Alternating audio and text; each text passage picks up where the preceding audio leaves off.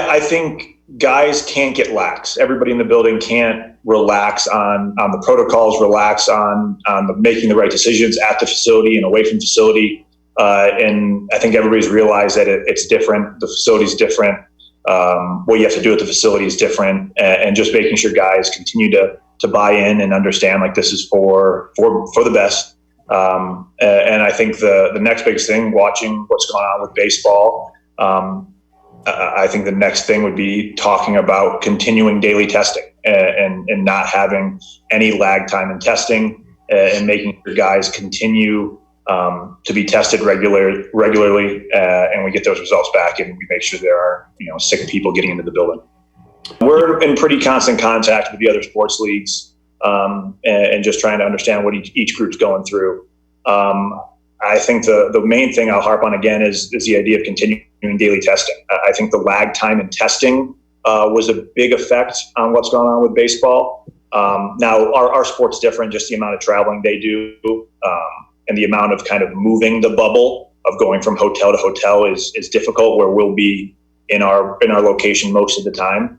And that was the goal of moving guys away from having a training camp in one place and then coming back to their original place midway through training camp, or doing joint practices or preseason games. You don't want to move that bubble more than you have to. But I think the main one is watching what's going on with baseball, is trying to continue daily testing and continue to have that as an asset for us, and not having a lag time in testing, which causes these outbreaks. Because when someone's sick and shedding virus in the building, it sweeps through that place quickly. It's extremely contagious, and you want to make sure that the people in the building aren't sick. Hey, D-Man, anytime you think that football players are dummies, just throw that tape on anytime you'd like. Oh, man.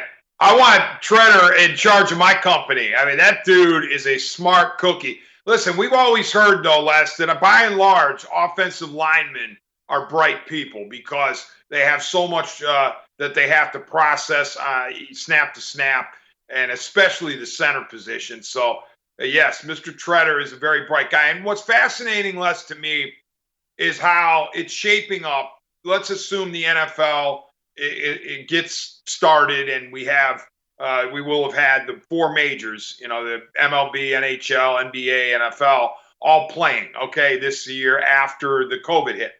You have four distinct avenues by which these sports are playing. We start on one extreme with the NBA bubble. 22 teams in one spot. So far, it's working tremendously well. We hope that it continues. Knock on tape. Then, that was the dogs reacting to my knock on the table. Then we move a little less extreme, which is the NHL, 2 hub cities in Canada, okay? That's working pretty darn well, all things considered. You move even further to what the NFL is going to try to do, which is not as much travel as the NBA, as MLB, obviously, because there's not, there aren't as many games, and there aren't series and that type of thing.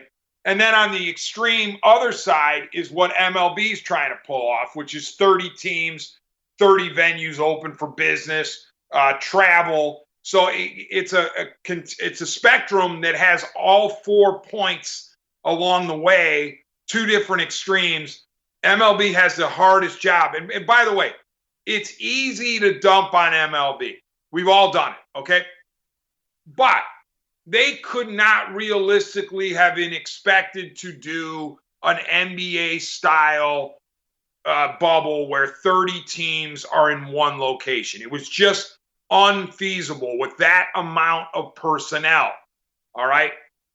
The NHL hub situation with just 2 cities, that too, to me, would be unrealistic. The whole Florida, 15 teams, Arizona, 15 teams, unrealistic as well.